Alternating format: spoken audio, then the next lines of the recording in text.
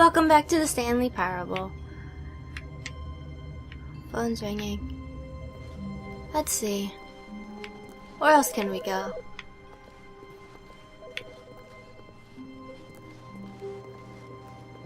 Keep going forward. I know most of the doors can't open. When Stanley came to a set of 2 open doors, he entered the door on his left. Okay.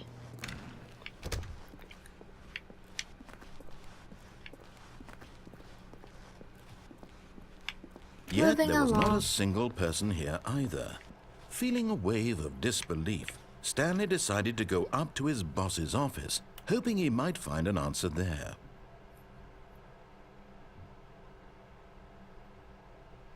Resent coworkers for not supporting you more. Using slides to assure employees that everything is okay. Pretty sure everything's not okay.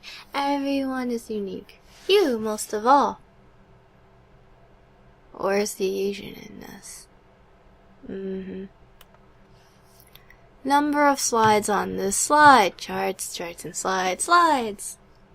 It's a lot of Stanley charts. just stood there doing nothing at all. He seems to think I have nothing better to do with my time than to sit around and describe every fascinating little detail of his inability to do anything. This is why Stanley and I are on such good terms. No more charts, I'm begging you.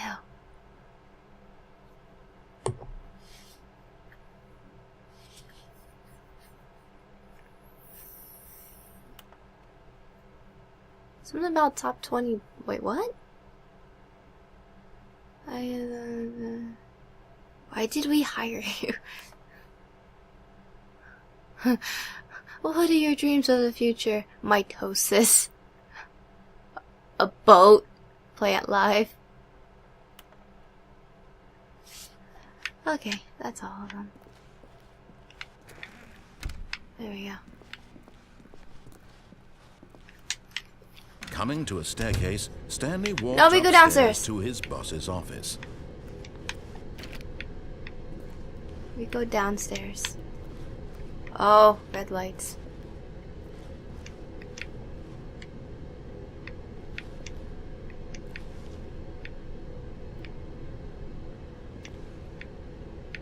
Huh.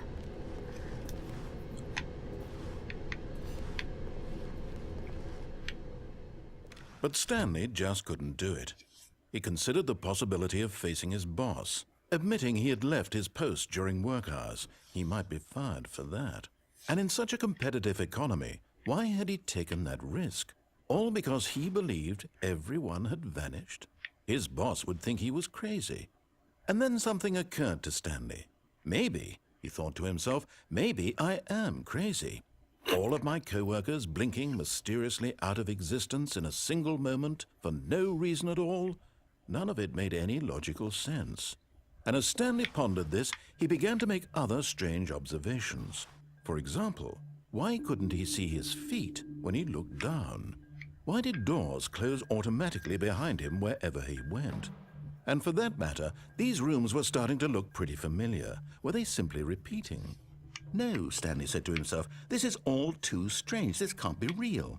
And at last, he came to the conclusion that had been on the tip of his tongue. He just hadn't found the words for it. "I'm dreaming!" he yelled.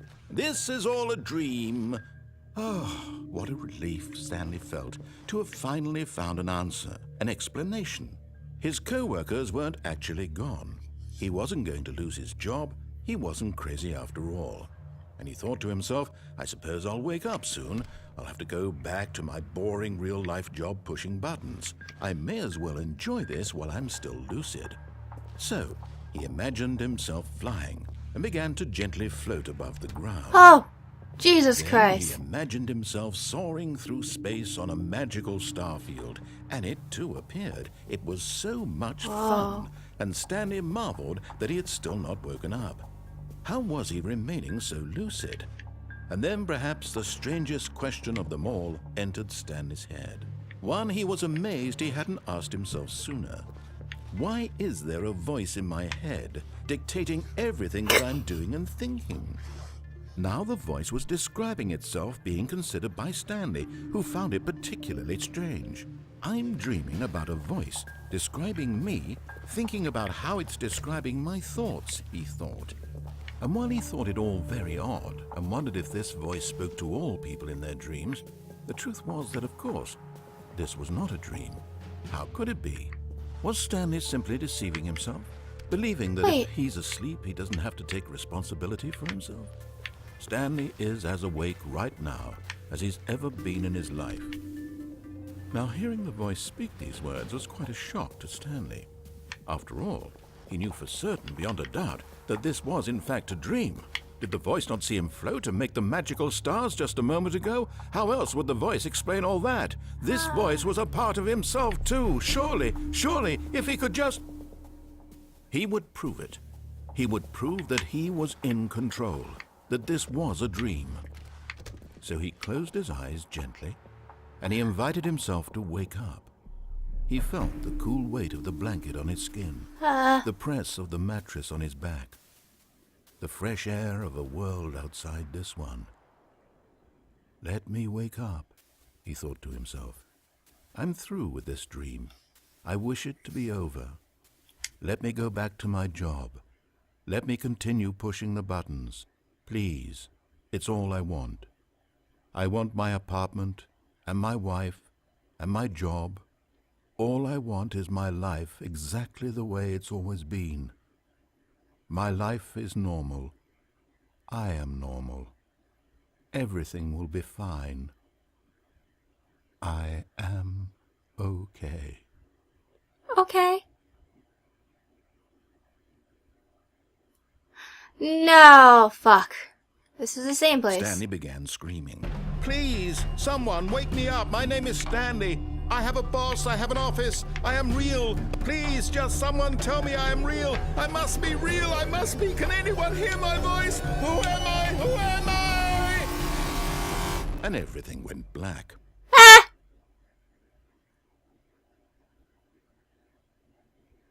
This is the story of a woman named Mariella. What? Mariella woke up on a day like any other. She arose, got dressed, gathered her belongings, and walked to her place of work. But on this particular day, her walk was interrupted by the body of a man who had stumbled through town talking and screaming to himself, and then collapsed dead on the sidewalk. And although she would soon turn to go call for an ambulance, for just a few brief moments, she considered the strange man. He was obviously crazy. This much she knew. Everyone knows what crazy people look like. And in that moment, she thought to herself how lucky she was to be normal. I am sane. I am in control of my mind. I know what is real and what isn't. It was comforting to think this, and in a certain way, seeing this man made her feel better. But then she remembered the meeting she had scheduled for that day, the very important people whose impressions of her would affect her career, and by extension, the rest of her life. She had no time for this, so it was only a moment that she stood there, staring down at the body. And then she turned and ran.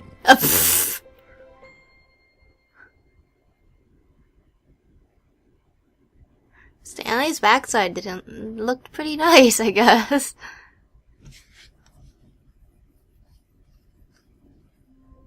That was another ending? That was... What is this game?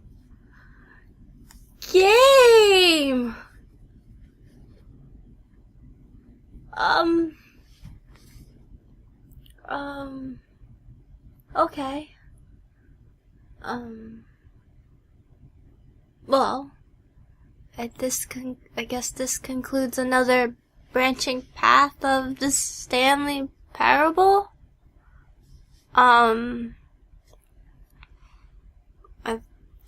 I feel so confused.